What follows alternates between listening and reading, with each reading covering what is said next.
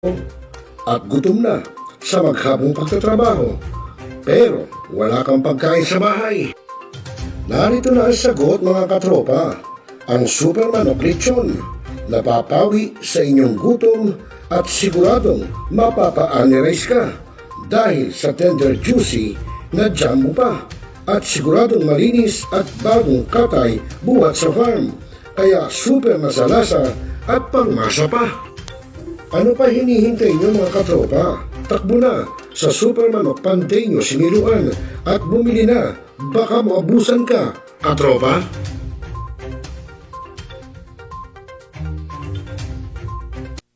Hanap mo ba ay Unwind Ventures? Tara nang mamangha sa mga tanawin.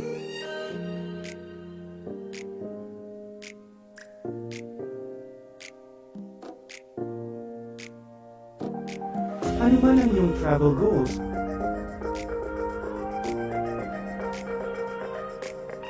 Dadalhin namin kayo.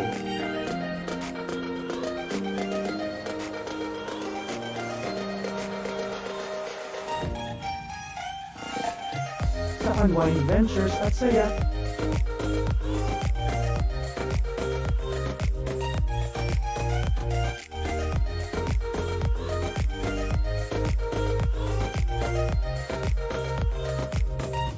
Dito lang sa Wow Biyahe.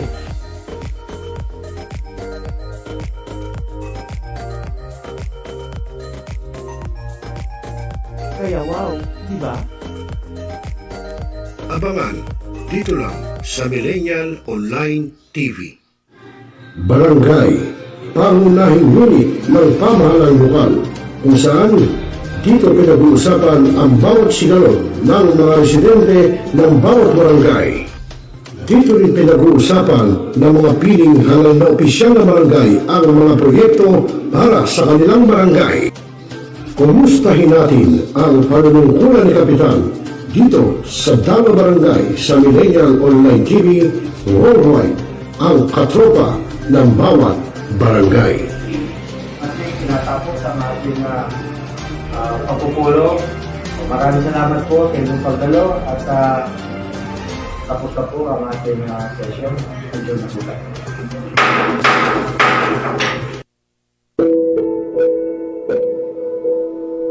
Ikaw ba'y nag-iisa?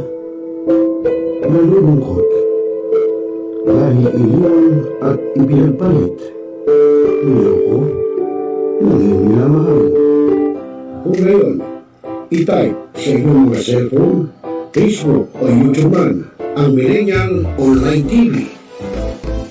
Dahil nasa Millennial Online TV na ang online realista ng bagong milenyo, si Randall Villanos. Sana'y di magmahil kung dati kung araw nang di pang bata sa piling ni nanay. Nais kong mauli ang awit ninang mahal. You are the one who makes me happy when everything else turns to gray. Walk on through the rain. Walk on through the rain. Though your dreams be tossed and low.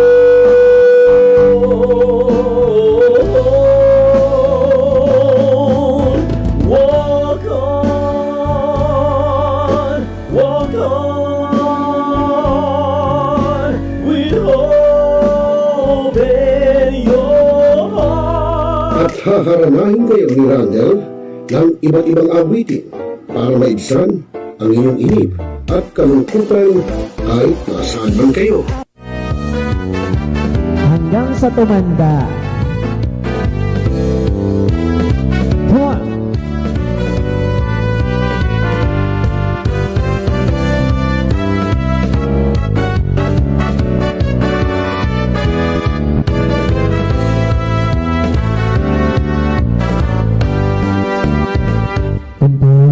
Matanda na, sana'y di tayo magbago. At pwede rin kayong makidulit kay Randall tuwing Huwebes ng hapon. Ano pa hinihintay nyo mga kamilenyo? Tawag na!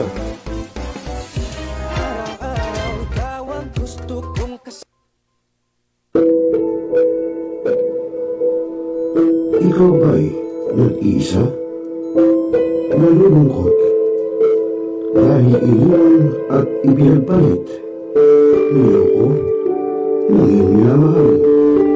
Kung ngayon, i-type sa iyong mga cellphone, Facebook o YouTube man ang Millennial Online TV. Responsable ka bang gun owner? At mahaba ba ang iyong pasensya? At hindi ba inti ng iyong ulo? Alam mo rin ba ang batas hinggil sa pag-iingat ng baril o firearms? Kung hindi, A responsible gun owner. Are you a responsible gun owner? Are you a responsible gun owner? Are you a responsible gun owner? Are you a responsible gun owner? Are you a responsible gun owner? The PNP Civil Security Group would like to advise all firearms holders to renew their license to own and possess firearms and firearms registration within 6 months before its expiry date.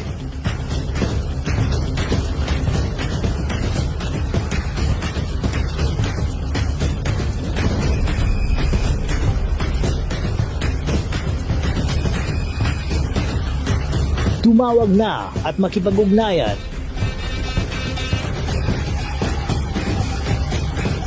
Be a responsible gun owner. One Gun Pilipinas ang sagot mga katropa at kaganos. Tayo ituturo sa inyo ng One Gun Pilipinas o OGP ang lahat ng legal na paraan at proseso upang ikaw ay maging isang responsableng gun owners.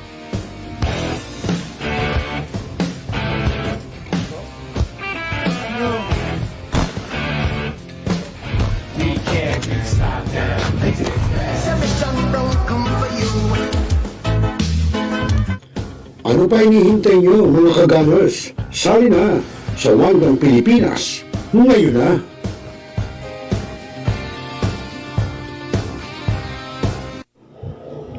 Responsable ka bang gun owner? At mahaba ba ang iyong pasensya? At hindi ba inti ng iyong ulo? Alam mo rin ba ang batas hinggil sa pag-iingat ng baril o firearms? Kung hindi, A responsible gun owner. Are you a responsible gun owner? Are you a responsible gun owner? Are you a responsible gun owner? Are you a responsible gun owner? Are you a responsible gun owner? The PNP Civil Security Group would like to advise all firearms holders to renew their license to own and possess firearms and firearms registration within 6 months before its expiry date.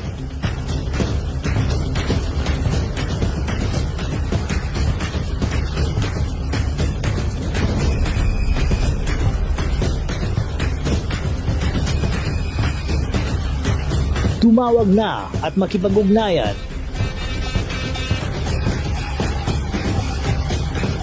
Be a responsible gun owner. One Gun Pilipinas ang sagot mga katropa at kaganos. Tayo ituturo sa inyo ng One Gun Pilipinas o OGP ang lahat ng legal na paraan at proseso upang ikaw ay maging isang responsableng gun owners.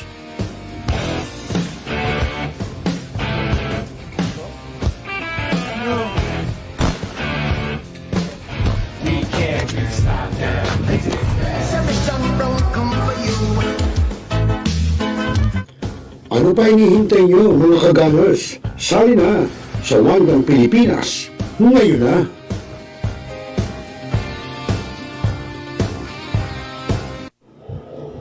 Responsable ka bang gun owner?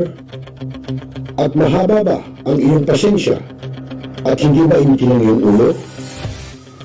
Alam mo rin ba ang batas hinggil sa pag-iingat ng baril o firearms? Kung hindi, A a responsible gun owner? Are you a responsible gun owner? Are you a responsible gun owner? Are you a responsible gun owner? Are you a responsible gun owner? Are you a responsible gun owner? The PNP Civil Security Group would like to advise all firearms holders to renew their license to own and possess firearms and firearms registration within 6 months before its expiry date.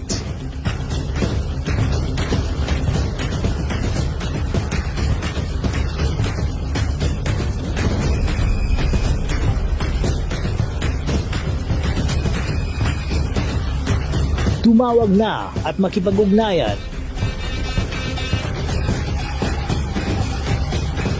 Be a responsible gun owner. One Gun Pilipinas ang sagot, mga katropa at kaganos. Tayo ituturo sa inyo ng One Gun Pilipinas o OGP ang lahat ng legal na paraan at proseso upang ikaw ay maging isang responsableng gun owners.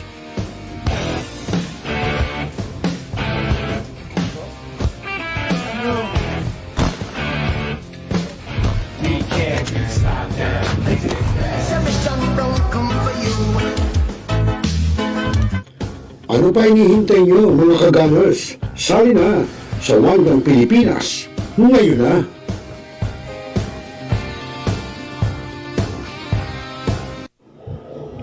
Responsable ka bang gun owner?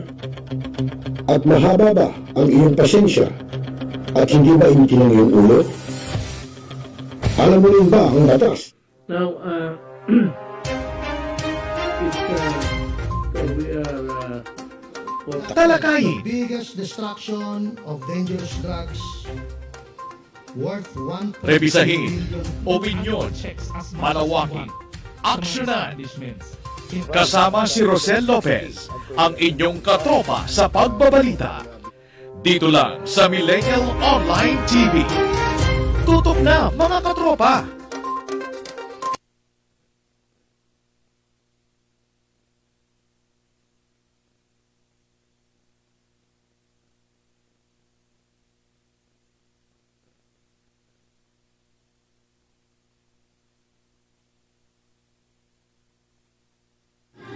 Barangay, pangunahing unit ng pamahalaan lokal kung saan dito pinag-uusapan ang bawat sigalot ng mga residente ng bawat barangay.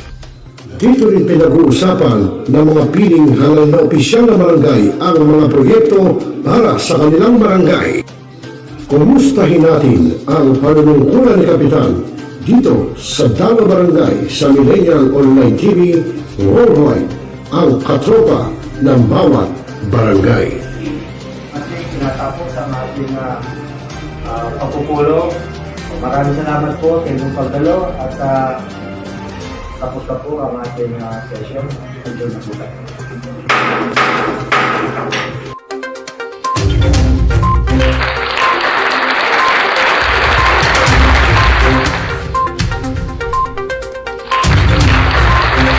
Iyan na.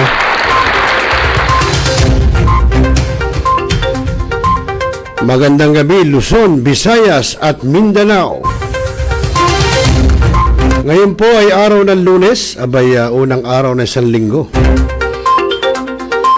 Ika-13 na po ng buwan ng Nobyembre, taong 2023. Buti na lang hindi Biyernes. Kasi kung naging Biyernes itong November 13, Friday the 13th. Sabi masama raw yun at nakakatakyot. Okay, sa mga kaibigan, araw po ng Lunes, ika-13 ng buwan ng Nobyembre taong 2023. At syempre sa inyo ngayon ang programang Tropa. At syempre ako pa rin ang inyong makakasama. Wala nang iba syempre. Rosel Lopez. At syempre mga kaibigan, kahapon nakita nyo yung kinover natin, yung ginawang founding anniversary celebration. 400 founding anniversary ng Valenzuela City. Kagaling talaga ng Valenzuela, no? Congratulate nga natin ulit si Mayor Wesley Gatchalian. Napakagaling. Talagang walang tatalo, no, sa Gatchalian family, no? na dahil sa sila ang nagpaganda ng lungsod. At bago tayo magsimula, may magandang gabi sa ating mga taga-subaybay, sa ating mga katropa, sa ating mga kabarangay, sa ating mga kuya, ate. Ayun, na kung una sa aking monitor si Kuya Guillermo Pangatungan, si Kuya Gimo. At syempre yung ating kakosa, yung ating idol sa Barangay Bayan-Bayanan dun sa Malabon, si Idol Ruth Delpin. At syempre yung kanyang esposo, yung kanyang simpatikong esposo. Ano pangalan ng iyong hobby, Idol Ruth? Mabait to yung hobby ni Idol Ruth. Simple lang, ika nga pero rock. Kaya pag sila'y umaalis at namamasyal, nag-i-staycation or vacation, abay, talaga namang kagandang tignan na nasa tabing dagat, abay, nagse-selfie, nagpi-picture-picture, syempre, kasama yung kanilang mga junakis. Saan nga ang probinsya yun, Idol Ruth? Yan po si Idol Ruth, yan po ang ating kasangga, dyan po sa Barangay Bayan-Bayanan sa Malabon. Na talagang pagkatainahan doon, abay, matik, ha? Matik yan, greatest choco, di ba, Boss Ruth? At syempre ito sa aming barangay chairman doon, si Barangay Chairman Ringo Felix, na muling naupo, no, nanalo bilang barangay chairman. Hindi ako nagkakamali ay pangalawang termino. Tama ba pangalawang term ni Kap Ringo Felix? Pero kamo, bakit ganun yung kanyang Facebook parang naka-restrict? Okay, sa mga kaibigan, maya-maya alamin din natin sa ating katropang si Obet Madrina, yung pong lagay ng ating panahon dyan po sa DOST Pag-asa. Isa po sa katropa nating weather specialist sa DOST Pag-asa. Maya-maya lang po yan. At mamaya rin alamin natin sa mababang kapulungan ng Kongreso o sa House of Representatives. No? Ano ba yung kanilang tinalakay? Ano ba yung kanilang deliberation doon?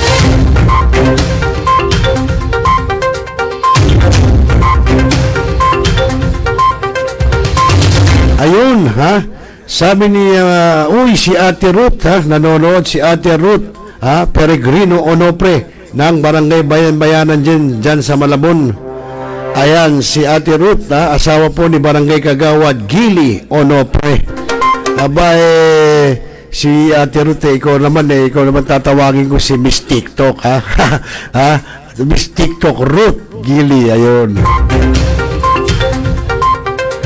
Magandang gabi sa inyo, Kagawad Gili Onopre. Abayan nyo to si Kagawad Gili Onopre, isa po sa masasabi nating haligi ng Barangay Bayan-Bayanan, bukod po kay Barangay Chairman Ringo Felix, na talaga namang walang sawa sa serbisyo publiko dahil lalo na nung panahon ng pandemic, abay kung isipin nyo, halos araw-araw si Kagawad Gili ang nagpapaging, no, do sa buong barangay nila. Halin-hina sila, no, kapag hindi pwede si Kapitan, talaga si Kagawad Gili po ang gumagawa ng pagpapaging sa buong sitio o iskinita ng Barangay Bayan-Bayanan dyan po sa Malabon.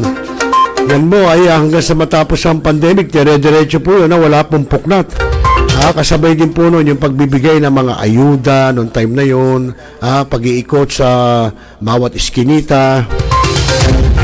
Talaga pong si Kagawad Gili, si Kapitan Chairman Ringo Felix, Kagawad Art Valencia at mga staff at mga tanod, abay talaga pong nagsama-sama buong puwersa. At meron pong mga yung tinatawag na mga yung Pogi Boys ba yun? Yung pong mga nagbabantay sa bawat mga sitio ron, iskinita sa Bayan-Bayanan na nakaposte po ron at nagbabantay dahil siyempre yung mga papasok at lalabas doon sa iskinita. Abay, kapag wala pong barangay pass, sorry. Kapag wala ka rin barangay pass at hindi ka taga ron, sorry pa rin. Kaya alam ko, nagkaroon po ng problema noon na dahil meron pong gusto pumasok sa lugar ng Celia 1, hindi ko pinayagan, abay nagagalit pa. At ang alam ko, taga barangay Ibaba. Parang alam ko, nagkaroon yata ng problema. Ewan ko kung naayos yun. At magandang gabi rin kay Ma'am Marini Lagura ng Malabon Community Organization. Magandang gabi sa iyo, Ma'am Marini Lagura. At si Ate Ruth, yung kanyang walang kamatayang utak, ng kabayo at saka yung tapa ng kabayo.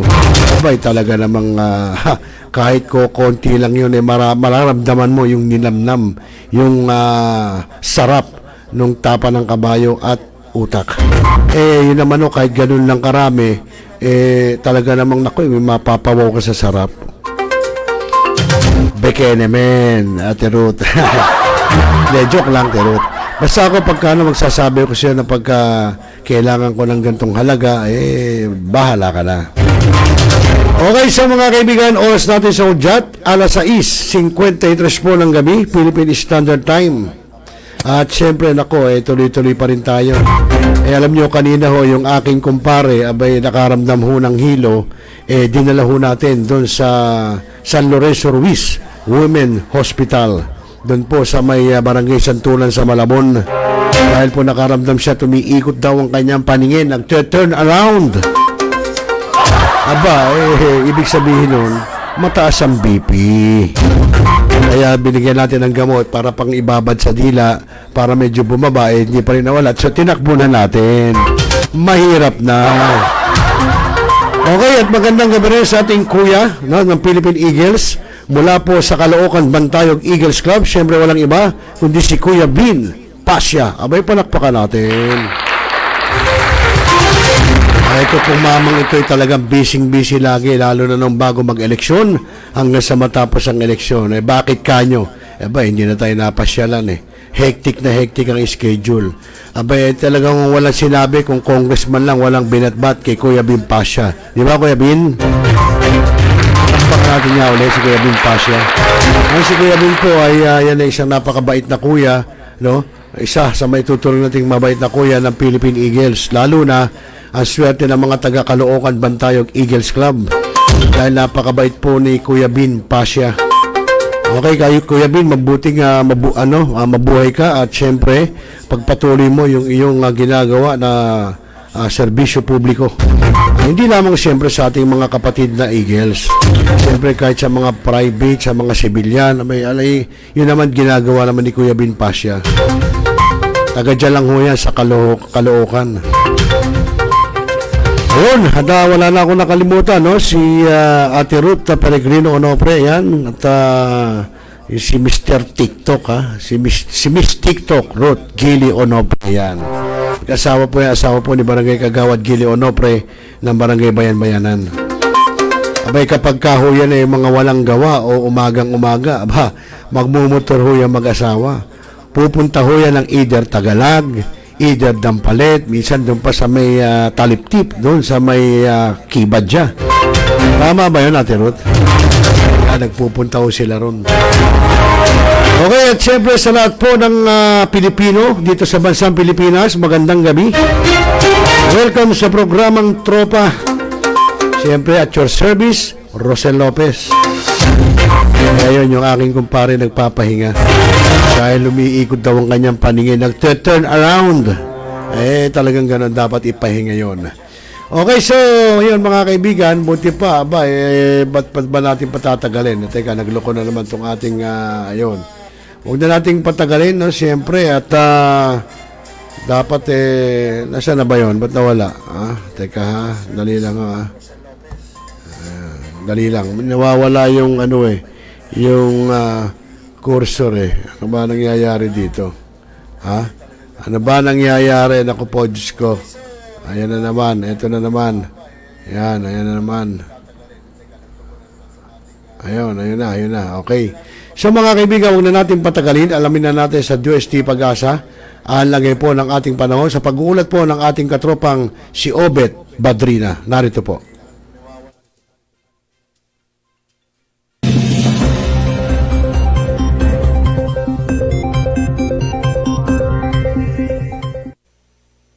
Magandang umaga po sa inyong lahat at narito nang lagay na ating panahon ngayong araw ng Lunes, November 13, 2023 sa pagsisimula na naman po ng panibagong linggo. Sa ating latest satellite images, patuloy yung pag-iral ng northeast monsoon o mas kilala natin bilang hanging amihan, partikular na dito sa may northern and central Luzon. Ito magdadala ng posibilidad ng mga isolated o pulupulong maihinang pag-ulan, partikular na nga dito sa may northern and Central Luzon. Habang makikita ninyo, ang pag-iral pa rin ng shear line ang magdadala ho ng maulap na kalangitan na may mga pag-ulan sa malaking bahagi ng Bicol Region, kasama yung Aurora, Quezon at itong bahagi rin ng Northern Samar. Makikita nyo may mga kaulapan ho tayong namamataan dito base sa ating latest satellite images. Samantala, patuloy yung pagmamonitor natin dito sa low pressure area na ating minomonitor sa ngayon o binabantayan. Huling namata na sa 1,400 kilometers silangan ng northeastern Mindanao. Base ho sa ating pinakamanga huling datos sa nakalap, malaki yung potential na itong low pressure area na ito ay maging bagyo posible ngayong araw o bukas. At posible rin na ito ay papasok ng Philippine Area of Responsibility. Sa ibang bahagi naman ng ating bansa, sa Visayas at Mindanao, posible pa rin yung mga isolated rain showers and thunderstorms sa hapon hanggang sa gabi. Narito ho yung mga pinakahuling datos natin na nagpapakita na yung potential na maging bagyo, itong low pressure area kasi ay naasahan natin magiging bagyo posible ho ngayong araw o bukas. At araw ho ng Miyerkules na umaga, papasok na ito ng Philippine Area of Responsibility at posible bandang araw ng Huwebes ay nasa loob na ito ng Philippine Area of Responsibility bandang umaga. Posible pa rin ho itong magbago at hindi pa rin natin masasabi yung kanyang hanggang saan yung lakas o saan din ito pupunta sa ngayon. Hanggat hindi pa ito nagiging ganap na bagyo, hindi pa ho tayo makapaglalabas ng track. Bagamat kapag buwan ho ng Nobyembre, yung kadalasan na track ng bagyo ay dito sa may bahagi ng Visayas or Mindanao o minsan ho ito ay nagre-recurve patungo sa may bahagi naman ng Japan. Yun ho yung mga usual track natin ng mga bagyo kapag buwan ng Nobyembre at Disyembre. Mag-update ho tayo dito sa Pag-asa, particular na dito sa binabantayan natin na potensyal na maging bagyo ngayong araw o bukas. Samantala, narito ang ating inaasang magiging lagay ng panahon dito sa Luzon. Malaki yung chance ng mga pag-ulan sa may bahagi ng Bicol Region, gayon din sa may Aurora at sa Quezon, gayon din ho sa Northern Samar. Dulot yan ng pag-iral pa rin ng shear line o ito ho yung banggaan ng mainit at malamig na hangin. Samantala, may mga mahihina hanggang katamtamang pag-ulan pa rin tayo dulot naman nitong amihan o northeast monsoon sa may bahagi ng Batanes, kasama din ho dito sa may Apayao at ilang bahagi ng Cagayan Valley at gayon din posible ho yung mga isolated light rain sa may bahagi naman ng Ilocos Region, na labing bahagi ng Cordillera at gayon din sa may Central Luzon. Sa may kabahagi naman ho, sa bahagi naman ng Kamaynilaan at sa nalalabing bahagi ng Luzon, inaasahan pa rin natin, medyo mainit pa rin ho yung ating umaga hanggang tanghali, habang sa hapon hanggang sa gabi ay malaki pa rin yung tsansa ng mga pag-ulan dulot ng mga localized thunderstorms. Yung agwat nga ho ng temperatura natin sa Lawag mula 22 to 32, sa Baguio 16 to 24, sa Tuguegarao naman 24 to 31 degrees Celsius, sa may bahagi ng Kamaynilaan 24 to 32 degrees Celsius, sa Tagaytay hanggang 30 degrees Celsius, sa Legazpi 24 to 32 degrees Celsius, habang sa Calayan Islands naman 25 to 32 degrees Celsius, sa Puerto Princesa hanggang 32 degrees Celsius.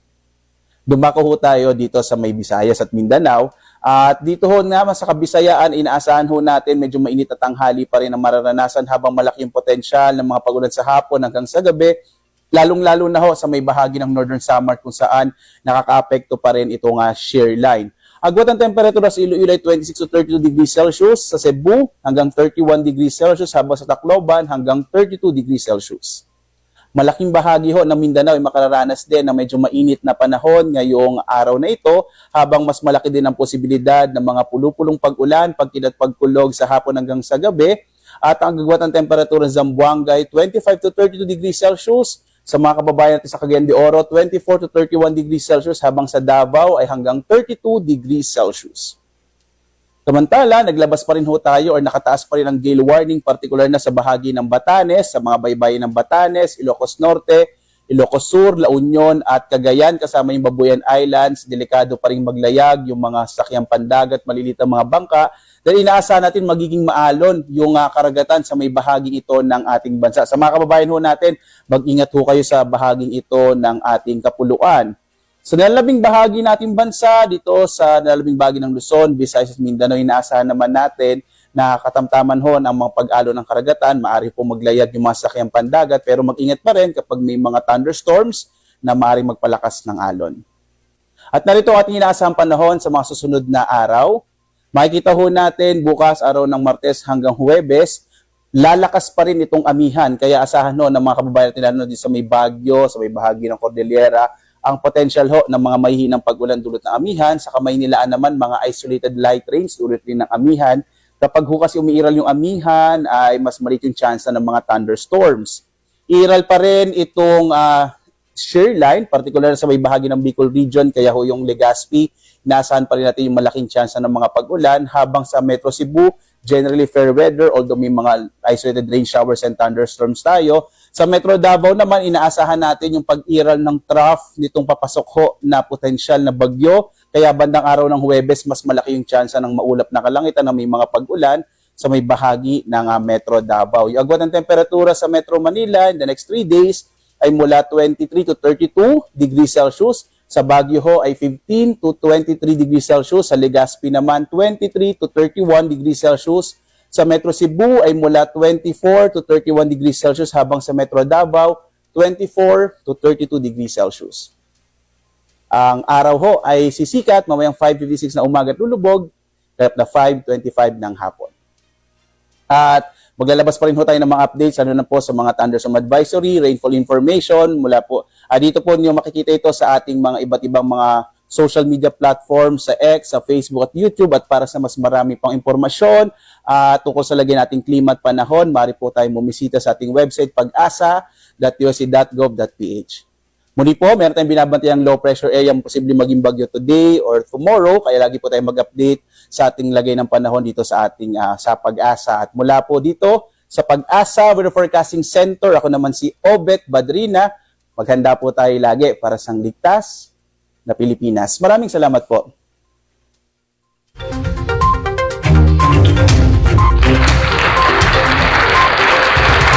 Ayun, maraming salamat sa iyo, katropang Obet Badrina. At tagatid po yan sa atin sa oras na alas 7:05 po ng gabi, oras sa buong Kapuluan. Ang linaw po na sinabi ng ating katropang si Obet Badrina na either ngayon hanggang bukas ay magiging ganap na bagyo na yung nakitang low pressure area o LPA. At ganap na Miyerkules ay papasok na ng Philippine Area of Responsibility o PAR. Kaya po yan, Huwebes, may posibilidad na po. Yung nga sa may parting Visayas region, pero ika nga magiging makulimlim pa rin ang ating mga kalangitan. O mga katropa, alam na this. O magdala na ho kayo ng mga payong, jacket, o kung ano man pananggas sa ulan.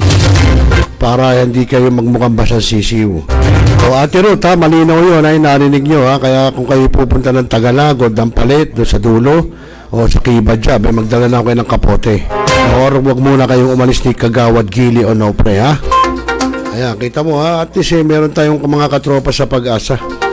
Okay mga kaibigan, magandang gabi rin kay Mama Rini Lagura, nasabi ko na, tsaka si Kuya Bin Pasha ng Caloocan Bantayog Eagles Club, at ganyan si Kuya Teng Diaz, no, isa po nating aspirant sa Cellar 45 Eagles Media Organization.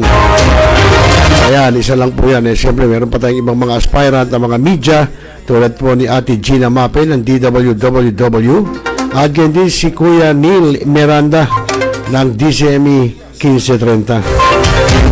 Okay, so mga kaibigan, at wala na ba akong nakalimutan batiin? Baka mamaya may nakalimutan akong batiin. Teka muna, para iba na yung nakakasiguro, no? Ayun, si Kuya Mark Candido. Ayun, batiin natin. Sino ba? Yun, si Kuya Mark Candido ng One Gun Pilipinas. At syempre po, magandang gabi sa lahat ng ating mga ka-gunners sa One Gun Pilipinas. Ayan. Okay, so mga kaibigan, tulad na sinabi natin sa inyo, yung tunghay na natin, yung ginawang pagdinig, no? Pagtalakay ng mababang kapulungan ng Kongreso o House of Representatives sa ilang mga problema, suliranin, no? Mga kaso na nagaganap po dito sa ating kapaligiran. So, kayo na po kung sakaling ano man yan, kayo na po ang bahala magbigay ng inyong opinion at pwede nyo i-chat sa chat box at pararating po natin sa kinauukulan. Narito po.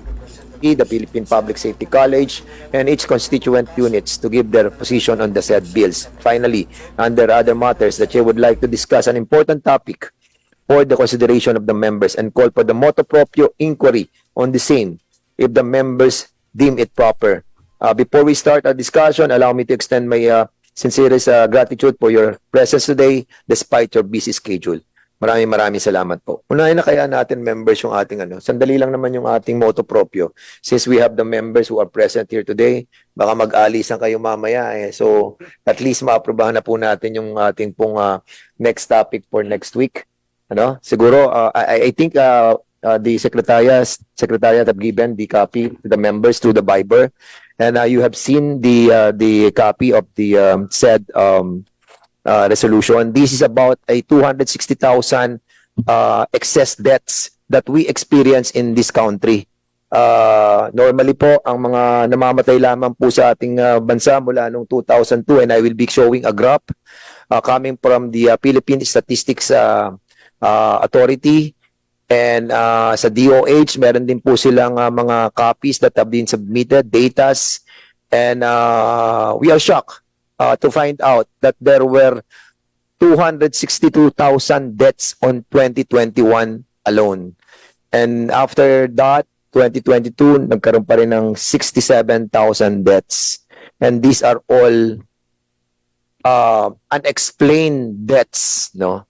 And that's the reason why this committee is, I think, motu proprio, we will be investigating this issue. So, pwede bang pakita muna natin yung graph? Hindi, asan yung kopya ng Oo, dapat print.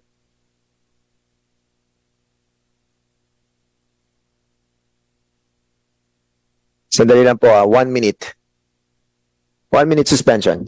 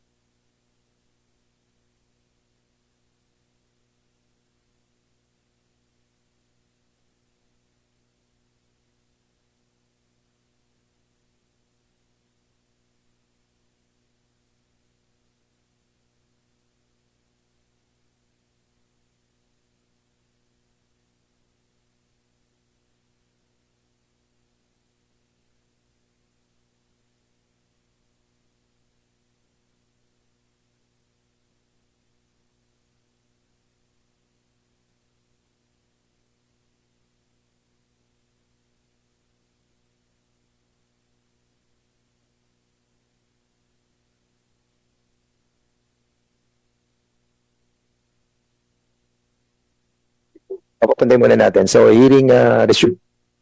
So, before we proceed to our motu proprio resolution that this representation filed, allow me to continue yung ating pong agenda para mabilis po tayo.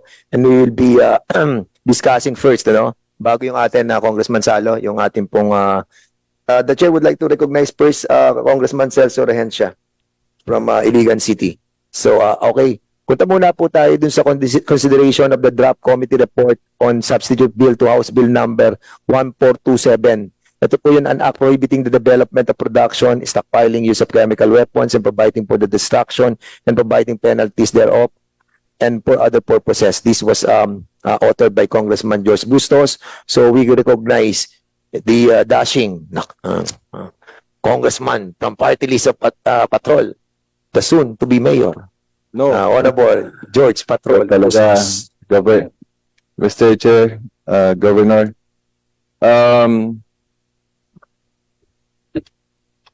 Pangigipag-away pa ako dito. Mr. Chair, to further enrich the bill, I would like to propose some amendments to the prepared draft substitute bill. We are conducting a continuing consultations with other subject matter experts, considering that this bill is our global commitment. Hence, we need to be compliant, no, with the obligation under the Chemical Weapon Convention. For further review and consultations, I move that we amend further the definition of facility to satisfy the definition used by the CWC or OPCW. Okay. So basically, this was discussed lengthily, no? Dun sa nakaraang technical working group that was created during the time of 18th Congress. That amendment was not primarily discussed on. Actually, this bill, Mr. Chair, is a refined bill because we filed this during the 18th Congress. But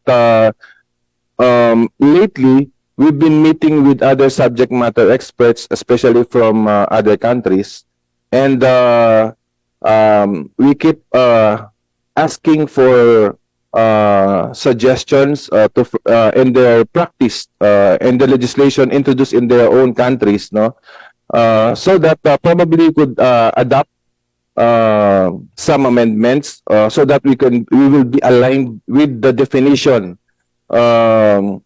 Adapt or with the definition under the CWC or Chemical Weapon Convention. We discussed this at Hague last 2019. No, I found out that per review, the facility that the definition of facility is not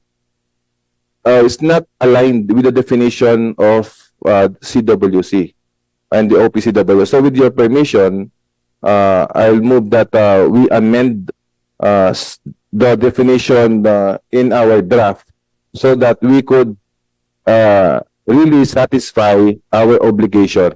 We kindly, Congressman Bustos, try to see the amendment on what page and what line talking about. If we go to page 8. Page 8. No, sorry. Page 3, no? Page 3, line 1. Page 3. Line 1 to 3. Line 1 to 3. Yes. Okay. If I may, no, I will read it. Facility means any site or processing unit which may be made up of a combination of equipment, vessels, and other paraphernalia necessary in the production, processing, or consumption of a chemical. That is one line up to line 3. So what is the proposed amendment on line 1 to line 3? Yes. We need, Mr. Chair, to insert some additional qualifications so that we will not be, if we're going to read the definition in the substitute bill, it might only cover units, no? Hindi kasama yung plant site. So, with the permission of the chair and the body, I would like to read first my proposal before I formally move for That's just a better better idea because a while ago we were discussing amendment that we don't know. So Yes. right now, please propose your amendment and then we will be voting upon it. Go ahead. Mr. Chair, the proposal is that facility means any of the industrial sites as defined below. So ito na yung dadagdag natin kasi meron tayong 1, 2, 3 dyan eh. Ito i-insert po natin. Plant site. Works factory means the local integration of one or more plants with any intermediate administrative levels which are under one operational control and includes common infrastructure such as A. Administration and other offices, B. Repair and maintenance shops, C. Medical Center. D. Utilities. E. Central Analytical Laboratory. F. Research and Development Laboratories. G. Central Effluent and Waste Treatment Area. And H. Warehouse Storage. If you will allow me to go further, hanggang tatlo to, sir, Chairman, plant. Number 2, plant. Production Facility Workshop, workshop means a relatively self-contained area, structure, or building containing one or more units with auxiliary and associated infrastructure such as A. A small administrative section, B. Storage, handling areas for feedstock and products, C. Effluent/waste handling/treatment area, D. Control Analytical Laboratory, E. First Aid Service/related medical section, and F. Records associated with the movement into, around, and from the site of declared chemicals and their feedstock or product chemicals formed from them as appropriate. And lastly, unit. Production unit, process unit means the combination of those items of equipment, including vessels and vessel setup, necessary for the production and processing of consumption of a chemical. And then, Mr. Chair, yung 1, 2, 3 natin under line 4 to 11, page 3, bababa yan, magiging 4, 5, 6. So, with this amendment, should we agree on it, should we approve it, it will be very comprehensive and aligned with the definition used by the international body, particularly the Chemical Weapon Convention. Okay, that's all clear. So instead of having a three-component of the facility, there should be 6. Yeah, So in addition, with these 3 component of the facility, we'll be adding 4, 5, 6, which was discussed by Congressman Bustos. So thereby, with these amendments that the proponent is espousing, we'll be asking the body to vote on this amendment. So there's a motion for the amendment on line 4, page 3, starting on line 4 to line 12, inserting the number 4, 5, 6 that was mentioned by Congressman Bustos. Is there any objection? So there's no objection. Second the motion. Is there any second the motion? There's a second the motion by Congressman Acharon. Is there any objection? Hearing none, the said motion is now approved. Okay, so we'll be moving up for the adoption of Mr. Chair? Yes, Congressman Rehencia. As co-author of this House Bill number 1427, I would like also to stipulate, especially in page number 8 of the bill, provides the Philippine National Authority on Chemical Weapons Convention has the full authority to compel other agencies or instrumentalities to effectively perform its duties. And considering, Mr. Chair, that our country is composing of 1,700 islands, I have one concern, Mr. Chair. And this is the term of responding agencies equipped with the capabilities to respond to an emergency of such kind. And with that, Mr. Chair, I am looking at the disaster risk reduction and management offices of different local government units. And perhaps, Mr. Chair, in the implementing rules and regulations, we can provide for the vehicle where we can expand its capabilities, serving as conduit of the Philippine National Authority on Chemical Weapons Convention in implementing the purpose of this bill. Okay, thank you so much, Congressman Rehencia. You were talking about page 8, specifically, ano yun? 9 ba yan? So it's about the First responder, Mr. Chair. yung NDRMC. Yes. Okay. Pero usually naman yun sa naman, 'di ba, sa provincial and sa city municipalities, cities and provinces. May component ba yun ng ganun, George? Mr. Chair, just a clarification. Is Congressman Rehencia referring to the substitute bill or the original substitute bill? Page 8, sir? Uh. Hindi ko makita. Page Anong line eight, po? Hindi ko rin masyadong makita. Baka original bill yung tinitingnan mo, Congressman Reyes. May I comment, Mr. Chair? Okay, go ahead. Go ahead. Congressman Rehencia has a very good input. Let me just interject that the national authority for this, should this legislation be passed, it would be the Anti-Terrorism Council. And below the Anti-Terrorism Council, it would supervise various agencies. Right now, one of the main units that would be involved would be the EOD K9. I remember during the budget proposal of the PNP, they already allocated a few millions for infrastructure so that they could be more the unit would be more responsive to its mandate, no? Kasi sa kanila po bibigay yan eh. Plus the Bureau of Fire Protection. So, tama po yung observation niyo, sir.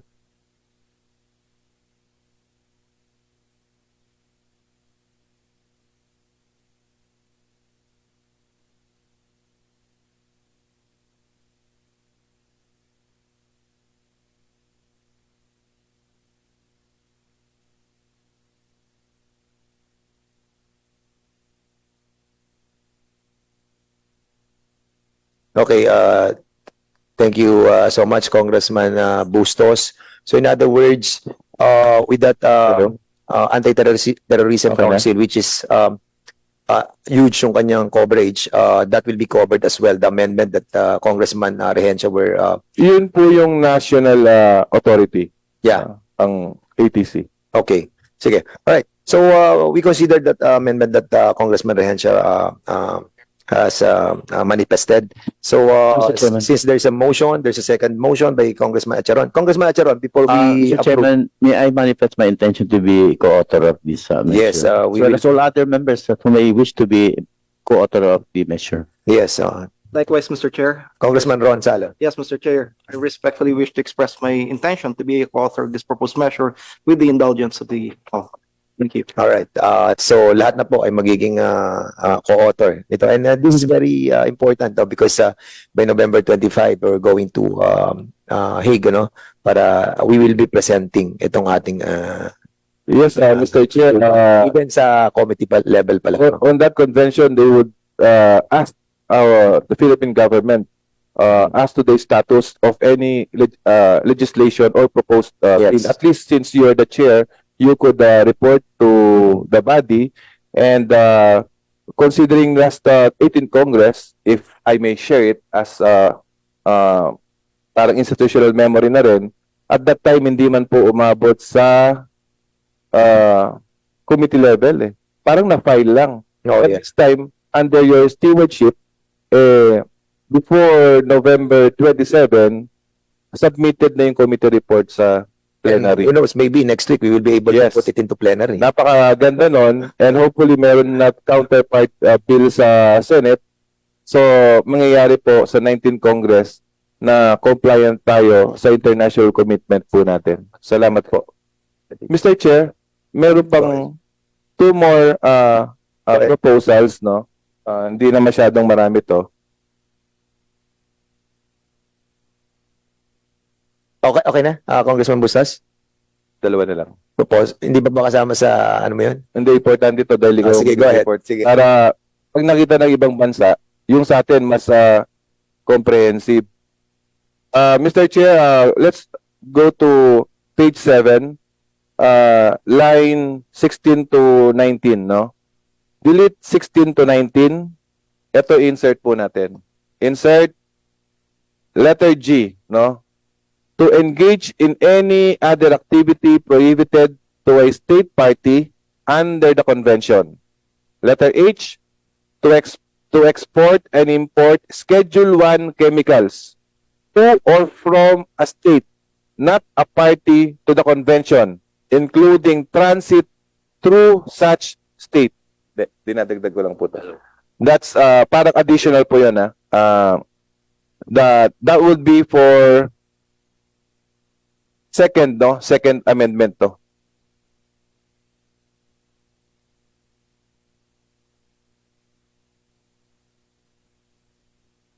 Okay, thank you so much. So there is a pending motion and there's a second motion.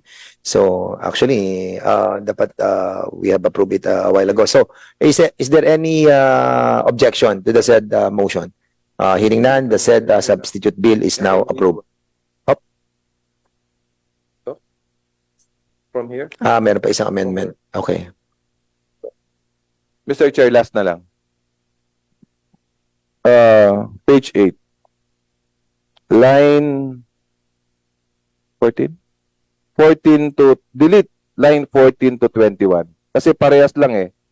8 to 13, pareho lang eh. So, delete 14 to 21 and insert section 7, B. Any person who produces, acquires, retains, or uses Schedule 1 chemicals for purposes other than for research, medical, pharmaceutical, or protective purposes within a facility licensed by the Philippine National Authority on Chemical Weapons Convention shall suffer the penalty of imprisonment for a period of not less than 6 years and 1 day to 12 years and or a fine of 1 million pesos to 2 million pesos. Number 4, no?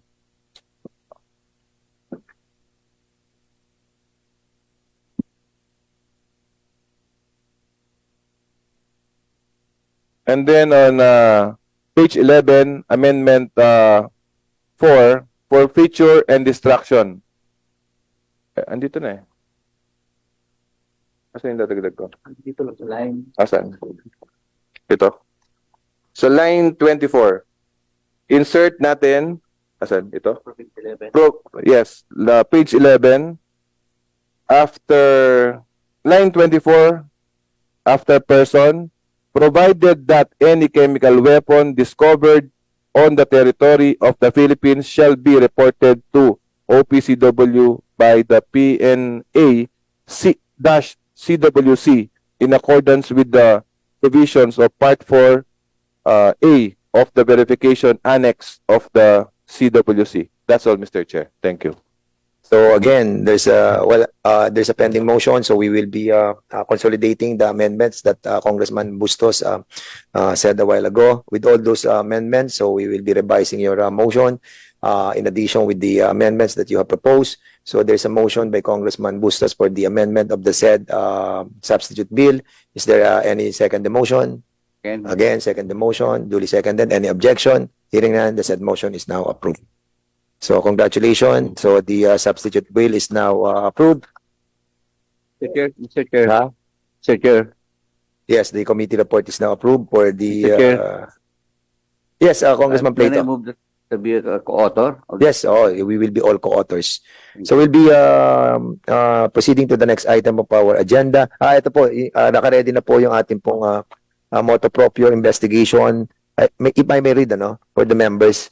Resolution directing the Committee on Public Order and Safety to immediately conduct an investigation in the 213,984 excess deaths in the Philippines in 2021 based on data from the Philippine Statistics Authority, as the possible cause of such deaths threatens public order by putting into question the overall safety and efficacy of the response of our healthcare system during the time of the pandemic. So gusto ko lang po makita ninyo. Ito, share nga ito, ano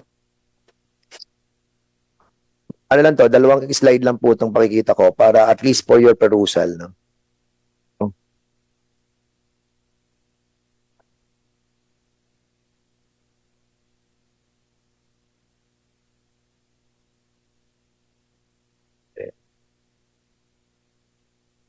Ayan po, mga kasama. Ito po sa Pilipinas po ito, no? Kung mapapansin nyo po sa ibaba, ito yung year 2020, 2021, 2003, 2009 hanggang sa 2022. Makikita nyo po ang death rate natin is 4.2, 3.8, 0, 1. Ganyan lang basically ang ating death rate.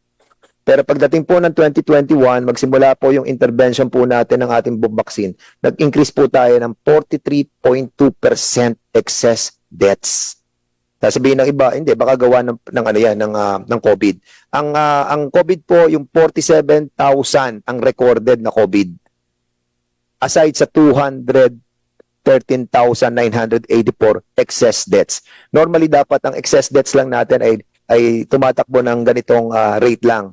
Pero after nung injection natin ng 2021, nag-increase po tayo ng 43,000.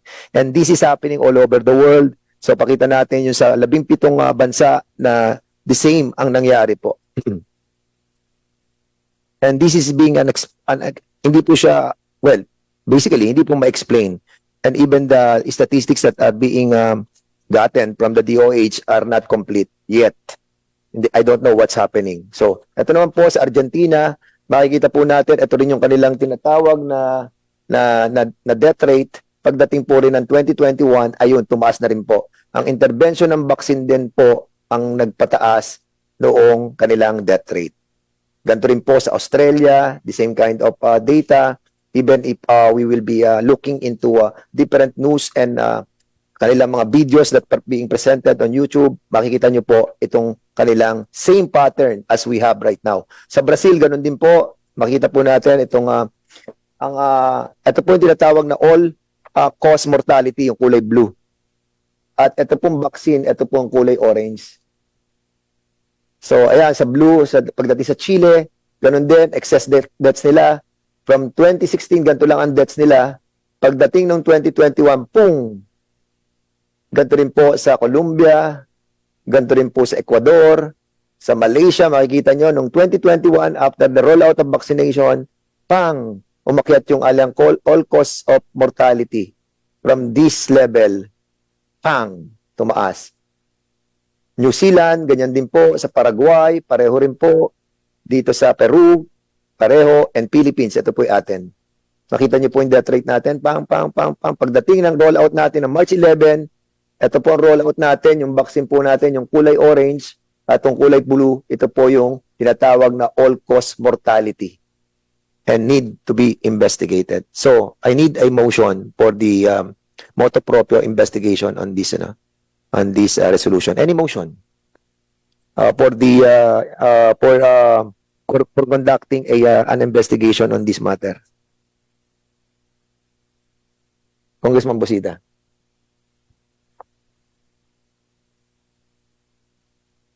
Mr. Chair, I move to conduct motu proprio for this issue. Yes. Mr. Chair. So there's a motion to conduct a investigation on this issue concerning the 213,984 excess deaths, and this is duly seconded. Any objection? Hearing none, the said motion is now approved. Okay, so we'll be proceeding to the next item of our agenda. Ito po yung initial consideration of the following House Bill. House Bill number 725 and House Bill number 8579, and the sponsor of the said bill is here, Congressman, my friend, Congressman Ranzalo. You have the floor. Maraming salamat po, Chairman, Governor Dan Fernandez. Good morning, everyone, members of the committee, resource speakers, members of the Secretariat, guests, members, staff, ladies and gentlemen, a pleasant day to all. Allow me to sponsor House Bill number 725, or the Philippine Public Safety and Homeland Security College Charter. Mr. Chair, I filed this proposed measure this is a refilement. I filed this in the 18th Congress upon padding of then PPSC President and now Director General of NICA, General Ricardo De Leon. I refiled it again as part of the commitment under the leadership of now President of the Philippine Public Safety College, Police Brigadier General Fernando G. Sibilia. Of course, my good friend also, Dr. Rodney Jagulino, who were one of the brains in crafting this proposed measure, together with Attorney Alvin Astupampo. Mr. Chair and members of the committee, more than 30 years ago, the Philippine Public Safety College was established under Section 6 of Republic Act 6975. Its noble purpose is to serve as the center of excellence in the education, training, and continuous development of our uniformed personnel, including those from the Philippine National Police, the Bureau of Fire Protection, and the Bureau of Jail Management and Penology. Over the years, PPSC has tirelessly provided essential career training and higher education. And based on year 2019 data, 570,000 public safety and law enforcement personnel have already benefited from the training provided by PPSC. In today's dynamic and interconnected world, the challenges we face have grown immensely complex. We are confronted by pandemics, as was mentioned a while ago, natural disasters, climate change, transnational organized crimes, terrorism, cybercrime, and a multitude of emerging threats. The landscape of public safety has expanded, demanding an up-to-date, more comprehensive and integrated approach to homeland security. It is in this context that the elevation of the Philippine Public Safety College is imperatively necessary. The need to fortify PPSC and transform it into the paramount professional training and higher education institution for public safety and homeland security certainly cannot be overstated. Our nation requires an institution that is advanced, responsive, and effective. It must strategically enhance the capacities, competencies, and knowledge resources of our public safety, law enforcement, and homeland security institutions. Thus, Mr. Chair, I respectfully seek the immediate passage of this proposed measure. Thank you very much. Thank you so much, Congressman Salo, for that wonderful sponsorship speech. And the next to be recognized is no other than myself. So I'll be relinquishing my chairmanship to Congressman Vice Chairman Rehencia. Dito ka muna habang ni-sponsor ko po itong ating pong House Bill number 8579.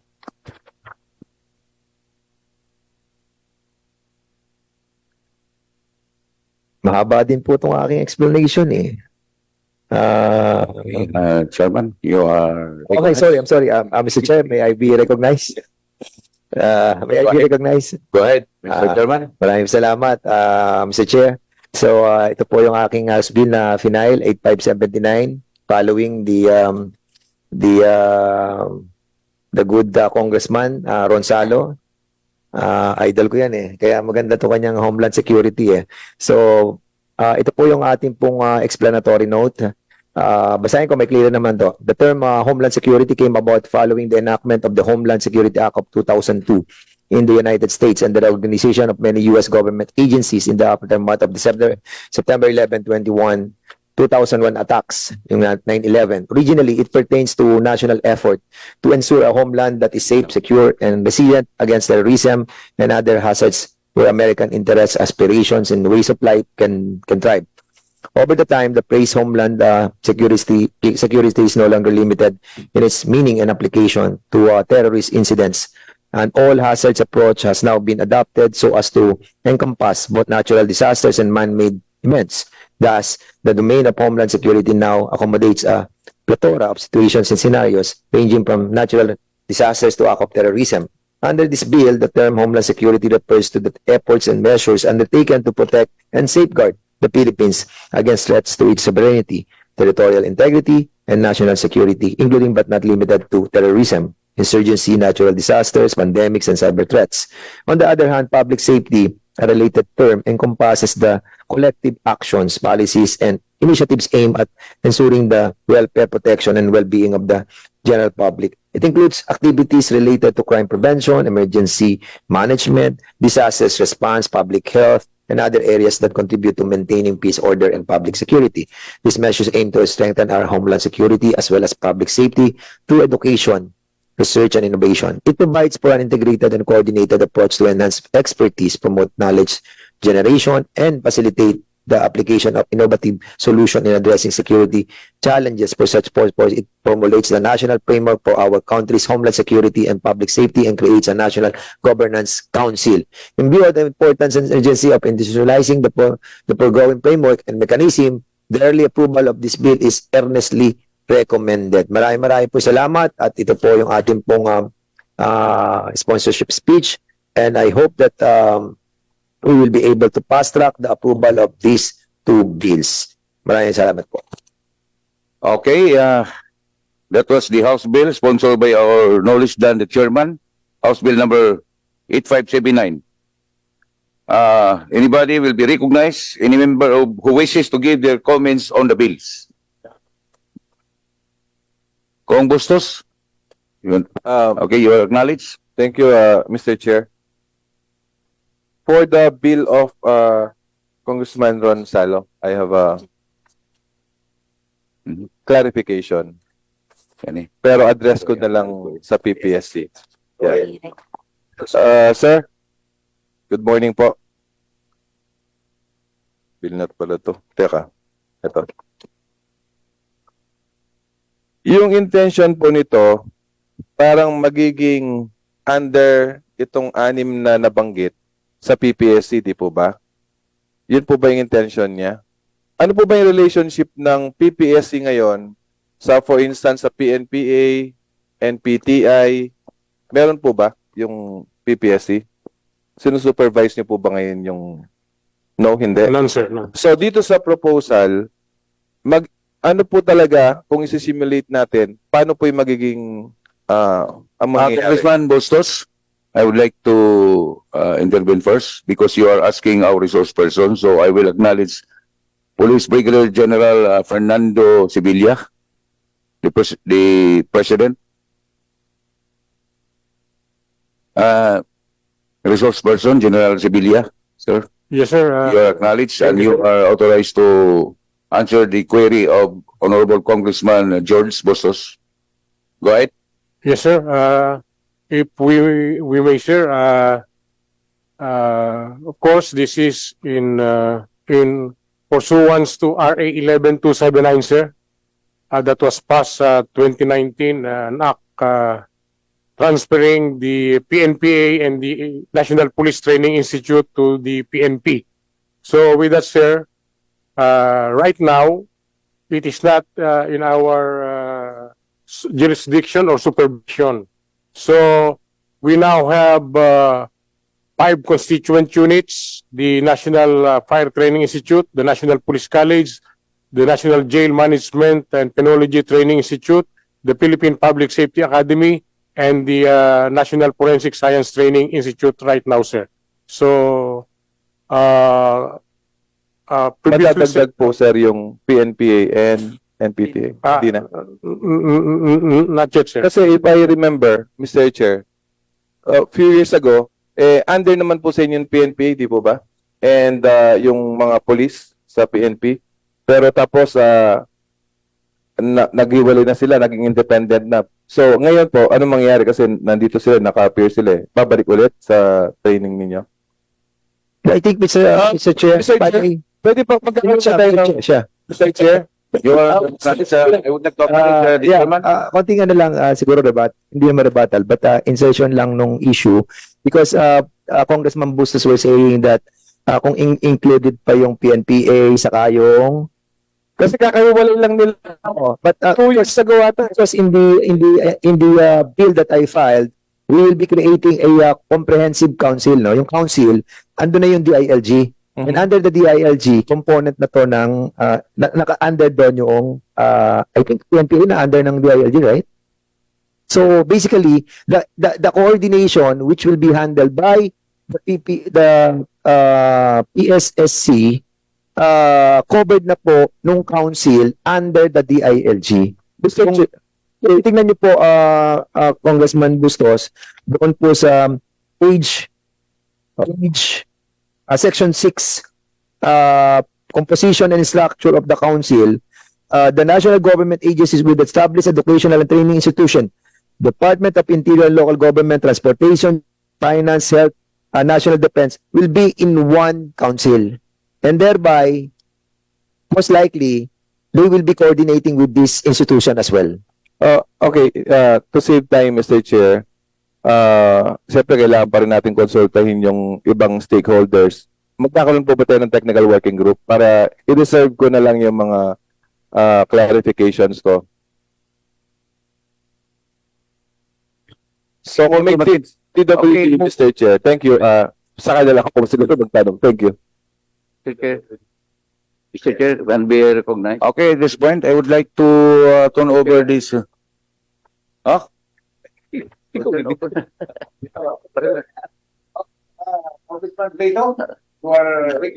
Thank you, Mr. Chair. I move that we go create a technical working group, and I recommend Congressman. Mr. Chair, before we create a technical working group, can we kindly ask the different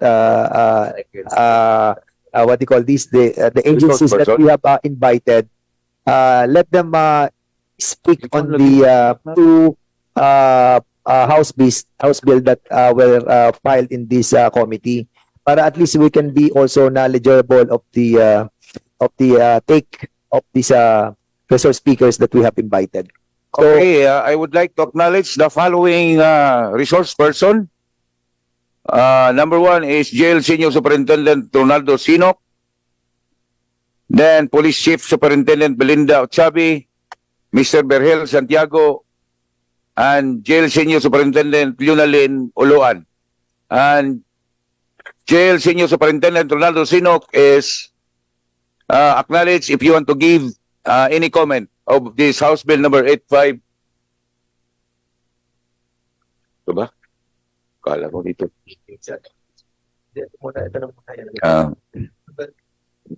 The Department of the Interior and Local Government, wala ba?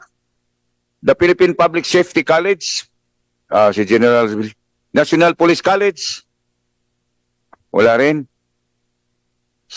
Yung Mistago, ng Malatuba.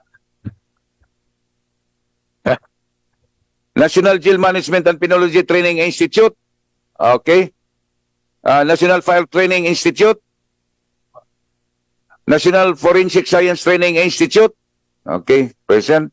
Philippine Public Safety Academy. Okay. Okay. Yung natawag, saka nandito, give comments on the House Bill authored by our Dolis Dan, the Chairman of this Public Order and Safety Committee. and also yung House Bill 2 billion pare pero Kasi Salo. sa kanya. Also the bill filed by Congressman Salo. Okay. The Philippine Public Safety College, wala, absent. The National Police College. Sir, can I make yes, sir. Sir. Mr. Chair, Your Honors, Wala, maling. regarding the proposed House Bill strengthening PPSC introduced by Representative Ron P. Salo, sir, and Representative Dan S. Fernandez, sir. I present good morning to all of us.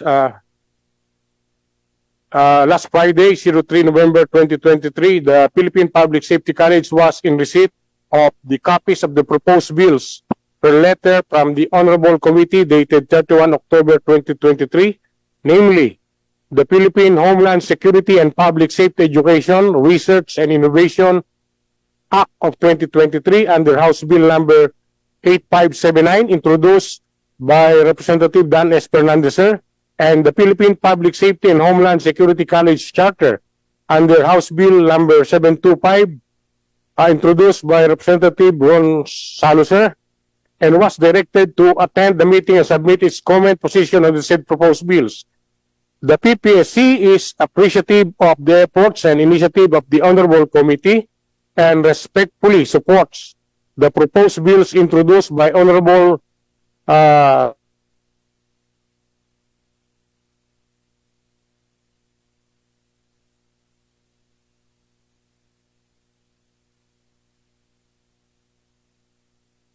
which is to elevate Atos as the premier.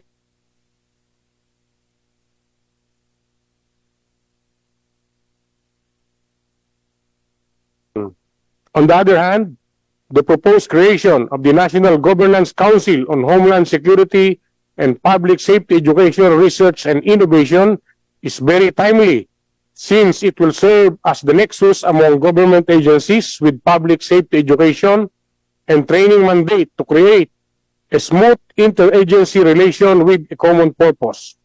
The Council will be a coordinating body to all public safety institutions that will provide uniformity on education, training, and research relative to public safety and homeland security.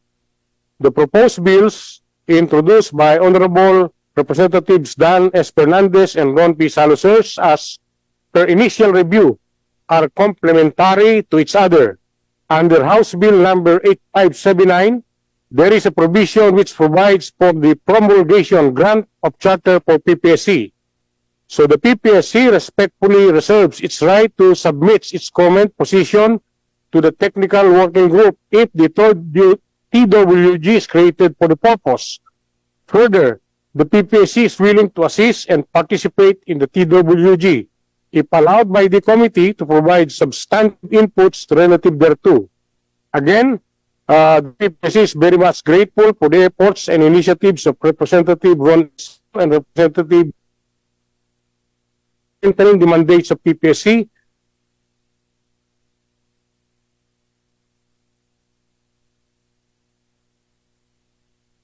support and cooperation to the endeavor of this Honorable Committee on Public Safety and Order. Thank you, sirs. Thank you, General Sevilla, for your support of the House Bill number 725 and House Bill number 7579. Next is to give comment is the National Jail Management and Penology Training Institute, because General Magsalos is not around, my classmate. Good morning, sir. Good morning, Mr. Chair, Your Honor. On behalf Will you of, please a little bit louder? on behalf of the National Jail Management and Penology Training Institute, we express our all-out support to the two bills that were being presented today, and we interpose no objection relative to the creation of whatever is being taken as the WG for this program, for this measure. Thank you very much. Thank you for that support. Next is the representative from the National File Training Institute. You are acknowledged. Yes, sir. Thank you very much. Good morning to everyone, sirs, to our chairperson.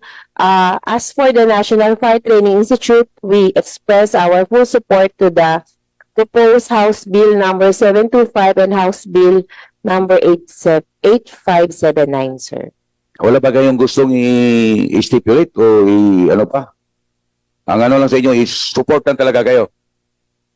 Sir, we will give our input, sir, on fire matters po, yung fire thank you. safety Thank you. education matters. Yes, sir. Next, I would like to acknowledge the representative from the National Forensic Science Training Institute. Good morning, sir. I'm from the National. Beforehand, I would like to acknowledge the presence of Congresswoman Rixie May Cardima of Duterte Youth Party List. Good morning. Okay, go ahead. Good morning, sir. Thank you very much, sir. On behalf of the National Forensic Science Training Institute and the entire Philippine Public Safety College, we are fully supported by House Bill number 725 by Representative Ron P. Salo and House Bill number 8579 authored by Honorable Dan S. Fernandez, sir. We also rest assured that the NFSTI or the National Forensic Science Training Institute will provide you necessary information regarding this one, sir. Thank you very much, sir. Okay, thank you. I would like to correct, no, this is only three numbers, 725, not 7255. House Bill authored by Congressman Salo. Next is the representative from the Philippine Public Safety Academy. Go ahead.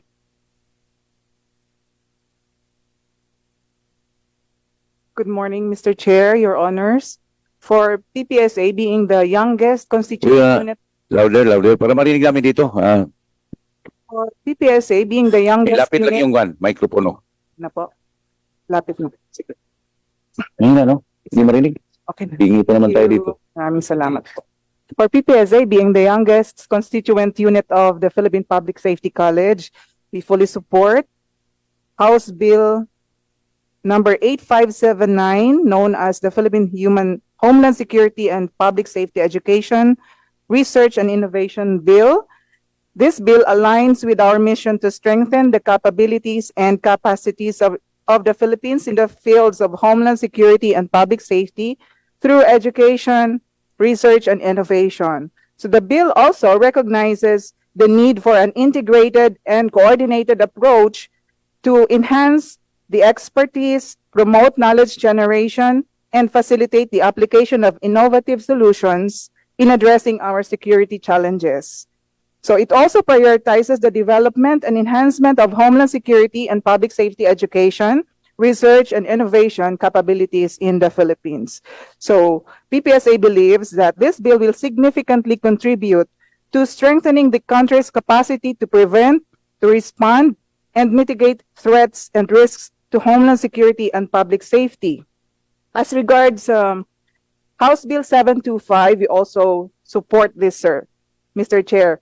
The bill aligns to the PPSA's or Philippine Public Safety Academy's mission to lead and serve with courage and integrity. It strengthens the PPSA through the PPSC as the National Institution for Public Safety and Homeland Security Education, Training, and Research. So this is crucial in our pursuit for a safer and more secure Philippines. And we also have the copy of our position paper, Mr. Chair, and we are going to submit it to the committee today. Good morning. Thank you very much. Thank you, representative from the Philippine Public Safety Academy. Before going further, I would like to acknowledge the presence of the Undersecretary from the DILG, Yosek Juan Victor Llamas. Welcome, sir. Morning. Good morning po, sir. Good morning po. At this point, I would like to hear a motion to create a technical working group. Wala na. Yosek, any comment to support House Bill number 725 and 8579? The DILG will support those bills, Mr. Chair, but we will submit our official position paper on this. Thank you, Yosek. Mr. Chair, Congressman Busita. Mr. Chair, meron lang po akong clarification for PPSC and PPSA. For the PPSC, Philippine Public Safety College, ano po ba yung mga courses na ino-offer ninyo? Vocational. Yes, sir. For the whole PPSC, sir. So we provide relative and responsive mandatory courses for the officers of the Philippine National Police and investigation courses for the PNCO, sir. And we have also all courses for the personnel and officers of the National Fire Training Institute, from recruitment to OSEC, junior leadership course, senior leadership course, the officers basic course, advanced course, and senior executive officer senior executive course. For the jail, sir, the same with the NFTI, from recruitment to officer senior executive course. For the PPSA, the Bachelor of Science in Fire Protection Administration and the Bachelor of Science in Jail and Management Penology Administration, sir.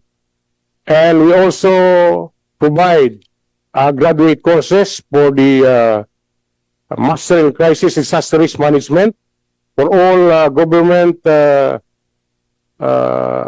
or personnel or executives of the government, other government agencies. We also provide Master in Public Safety Administration. The same for executives, salary grade 18 and above. For other government agencies, the fire, jail, and PNP, sir. And lately, the offering of one doctorate in Public Safety and Security Governance. Wala pa pong gumagraduate pero may pioneer class na po tayo, sir. Mr. Chair. Mr. Chair, nabanggit po ng PPSC President ang Philippine Public Safety Academy. Are you saying, Mr. Chair, na yung PPSA under ng PPSC? Yes, sir. This is in pursuance of RA 11279, sir, when the Philippine National Police Academy was transferred to the PNP and the National Police Training Institute. And for that, sir,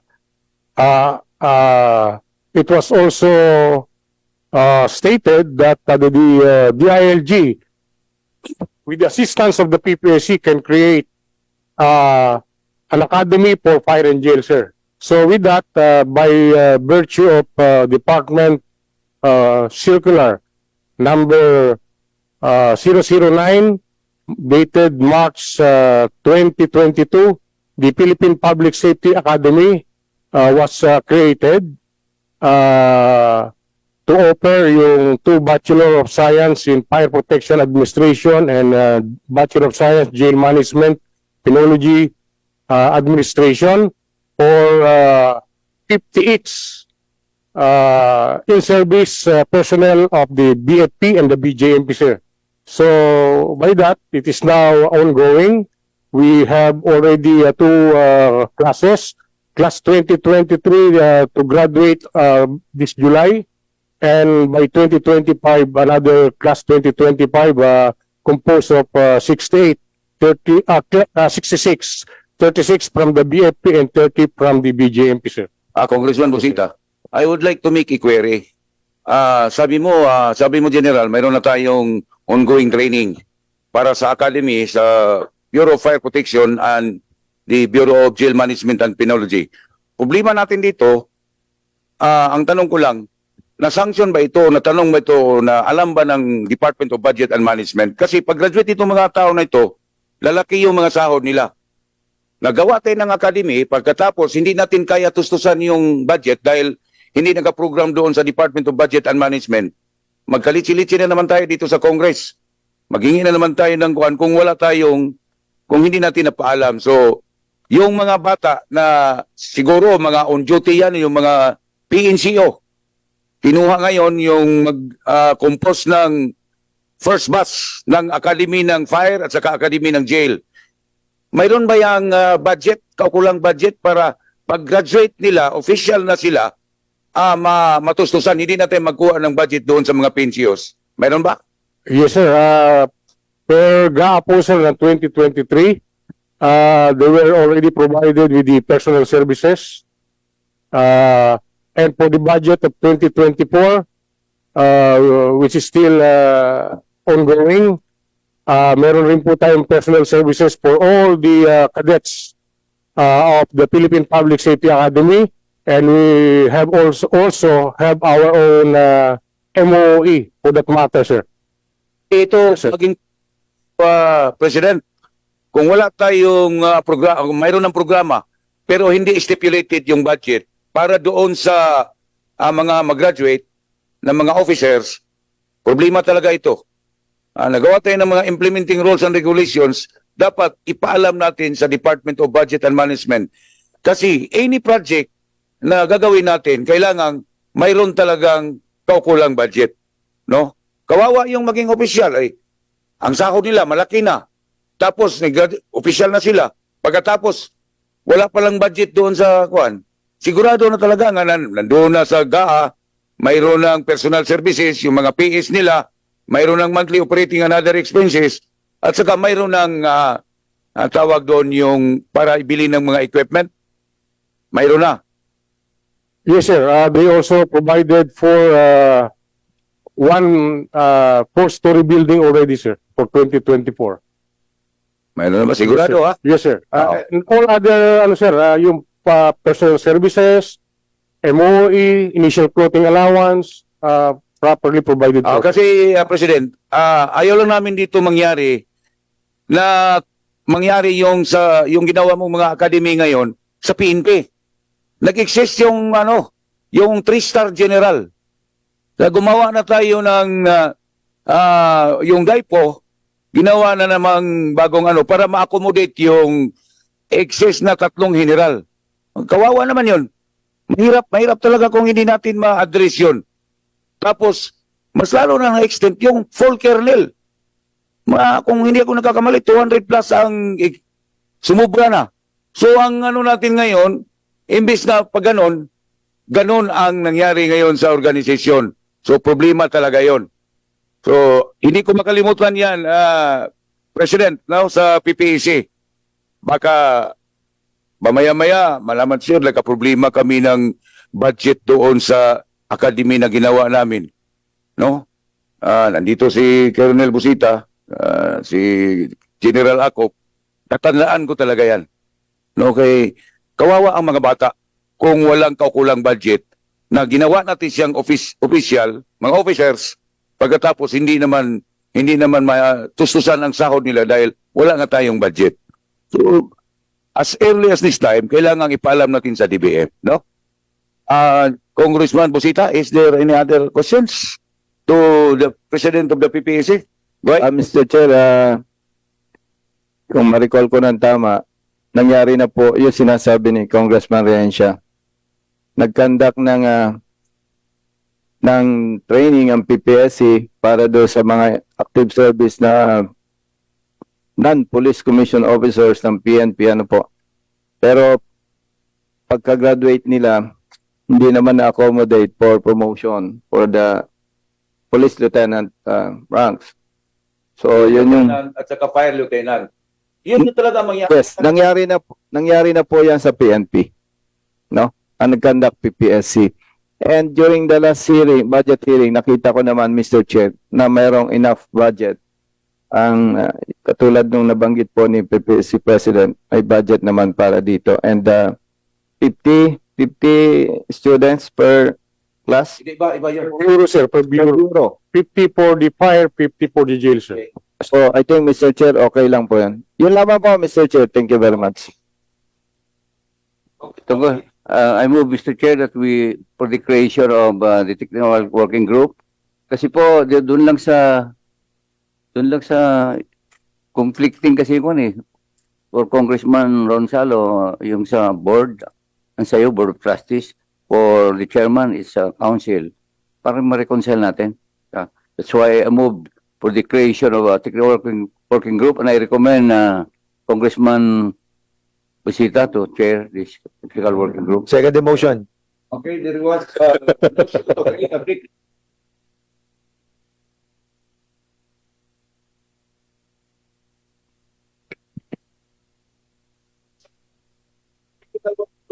harmonize the provisions of the two bills and prepare a consolidated bill is hereby created.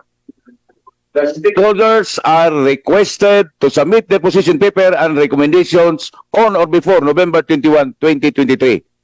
Creation of technical working group to be headed by Honorable Congressman Bosita. Approve.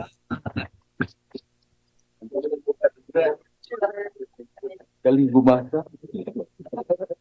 With you with the helm, Congressman Rehencia. Actually, I want to go out already a while ago kasi nakita ko yung yung puso mo talagang galing na maging chairman na to sa susunod. Oh, general Anyway, so any other matters that other matters na po tayo sa agenda po natin. Any other matters that this committee wanted to take up? So wala na po tayo. So we will be discussing on the next hearing Tuesday yung ating pong motu proprio. Kung wala na po tayong ibang mga concern that wanted to be tackled on the other matters, parang ayoko pa mag-adjourn. Aga pa Can I move? Congressman Nakardema, gusto mo mag-adjourn or Move na, adjournment. pwede tayo magkwentuhan or whatever. Congressman Cardema, Dixie. Move to adjourn. So this committee hearing is now adjourned. Ang bilis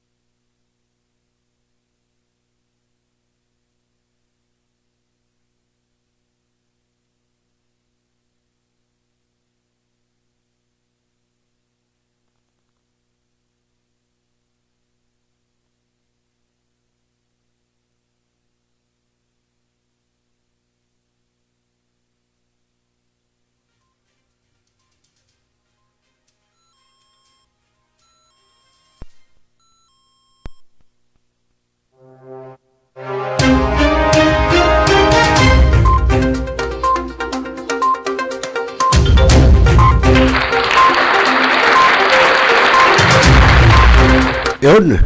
Yung pala, no, sinasabi ni Congressman Dan Fernandez na marami na ang namatay dito sa atin sa bansa, no? So yan, kaya nire-resolve nila, no? Kita nyo, mapapansin nyo mga katropa, yung pong ating mga mambabatas ngayon compare dun sa mga nakarang administrasyon ay talagang tinatalakay na nila, no? Yung mga problema, yung mga suliranin, yung mga nangyayari dito sa ating bansa. Partikular, yung nagiging problema ng ating mga kababayan, di ba? So lahat-lahat na, hindi ho katulad nung araw, no, sabihin natin, yung mga sumunod, mga naunang presidente, hindi ho, wala hong ganyan, di ba? So, yun ang sinasabi natin, kaya ito ngayon, nalalaman na po ng taong bayan, yung mga nagaganap sa kapaligiran. Kaya ang problema, yung ating mga millennials ngayon, sa halip pong makinig ng mga balita, ng kung ano man, mas inuuna yung mga TikTok, inuuna yung mga reels yan. So, di ba? Okay lang naman yon. Ang sinasabi lang natin, sana, magkaroon din sila ng panahon doon sa pakikinig ng mga balita para alam nila yung nangyayari sa ating kapaligiran. Tama ba yun, paring Bayan Jogrades? Nanonood yung ating kumpare, nasa region na 1 siguro ito, sigurado, si paring Bayan Jogrades, no? At ganyan din si, batiin natin, nanonood yung ating katropa na si Ronda Birada Vlog. Ayun, magandang gabi sa iyo, Kuyang Ronda Birada Vlog. Welcome sa programang Tropa. Okay, sa mga kaibigan, sa oras na alas 8:15 po ng gabi, oras sa buong kapuluan, abay magpapaalam muna tayo at bukas magbabalik tayo sa ating Tuesday edition ng ating programang Tropa. Pero bago tayo magtapos, muli maraming salamat sa ating mga taga-subaybay, no? Una na sina Mark Candido, sina Ate Ruth Peregrino Onopre ng Barangay Bayan-Bayan dyan sa Malabon, si Kuya Gimo, Guillermo Pangatungan, si Ma'am Marini Lagura ng Maramong Community Organization at siyempre si Kuya Bin Pasya ng Caloocan Bantayog Eagles Club at si Bro Enteng Diaz ng Barangay Tagalag dyan sa Valenzuela. At ganyan din yung ating katropa, yung ating kaibigan na dating PNP ngayon retired na, si Kuya Dong Bondok Bamba. No, yan, magandang gabi siya, Kuya Dong.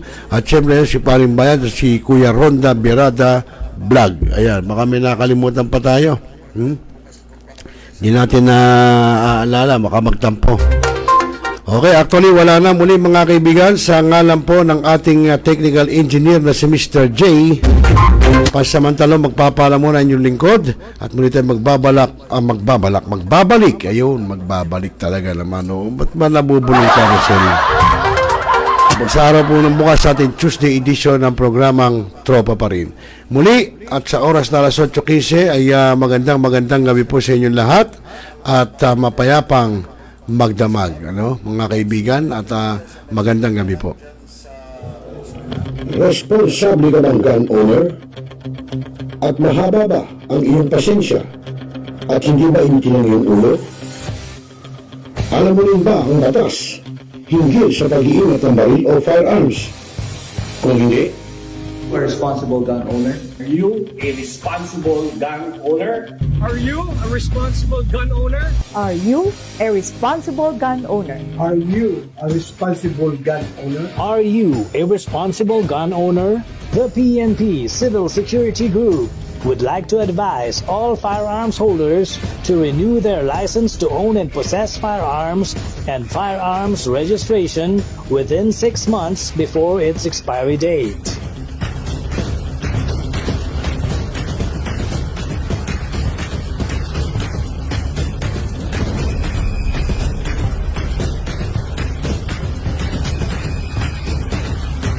Tumawag na at makipag-ugnayan.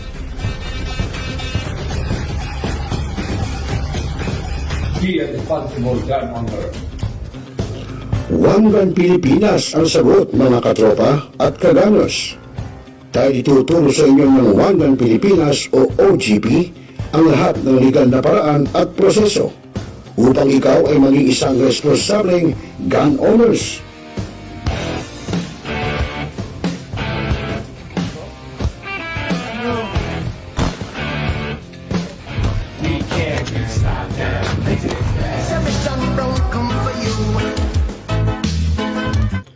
Ano pa hinihintay nyo mga kagamers? Sali na sa Wanggang Pilipinas ngayon na!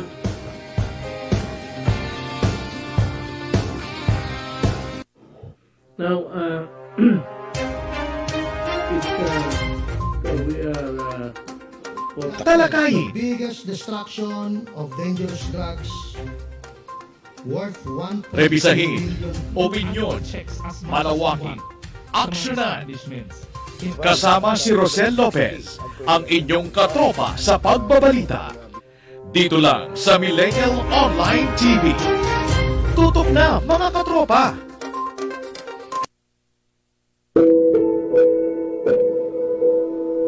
Ikaw ba'y nag-isa? Nalulungkot? Dahil iniwan at ipinagpalit? Niloko? Naging minamahal?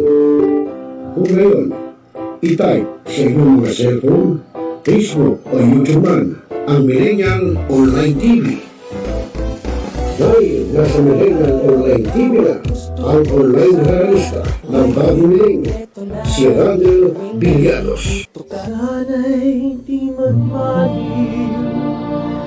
kung dati kung araw nang di pang bata sa piling ni nanay.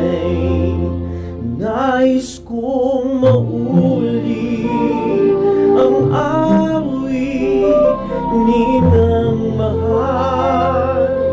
You are the one who makes me happy when everything else turns to gray. Walk on through the rain.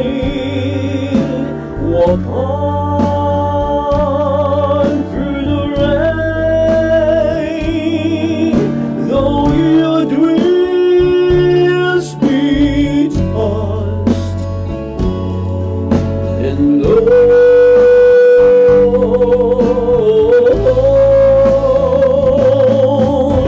walk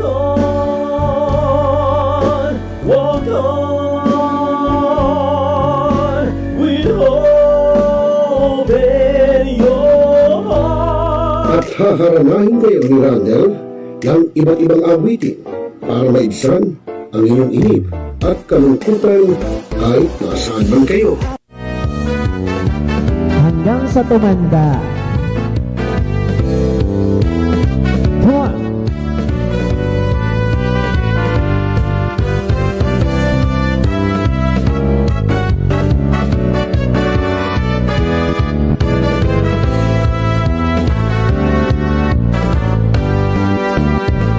Kung matanda na, sana'y di tayo magbago. At pwede rin kayo makiduet kay Randall tuwing Huwebes ng hapon. Ano pa hinihintay nyo mga kamilenyo? Tawag na!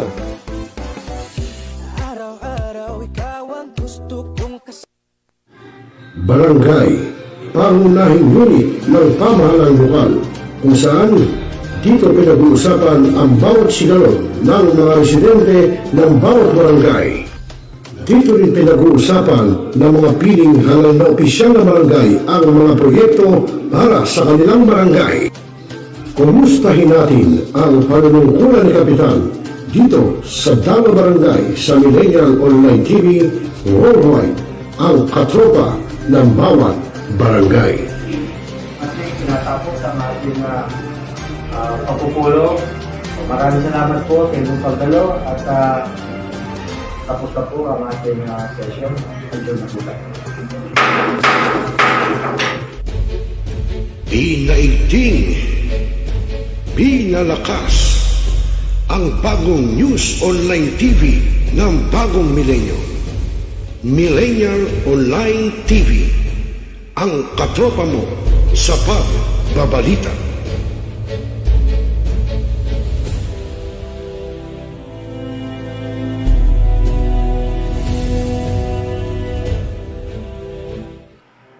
Mga milenyo, Pagod ka na ba galing sa trabaho?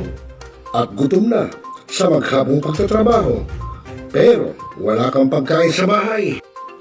Narito na ang sagot mga katropa. Ang Superman of Lechon.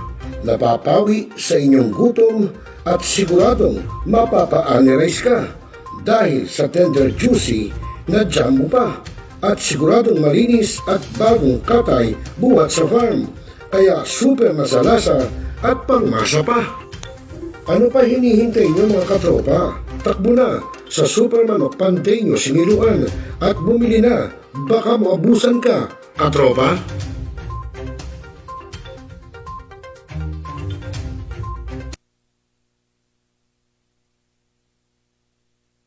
Mga kababayan, ang pambansang awit ng Pilipinas. Kayang magiliw, ewas ang sinakalan, alam ng puso, sa titik mo'y buhay.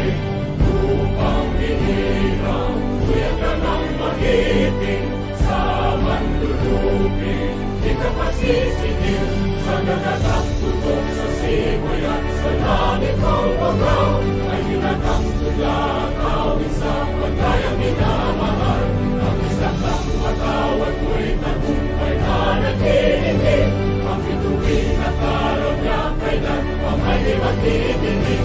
Luman ang araw ng warhabit pagsinta, buhay langit sa piling ko. Ang inigaya ng pagkay mga api, at mamatay ng dahil sa'yo.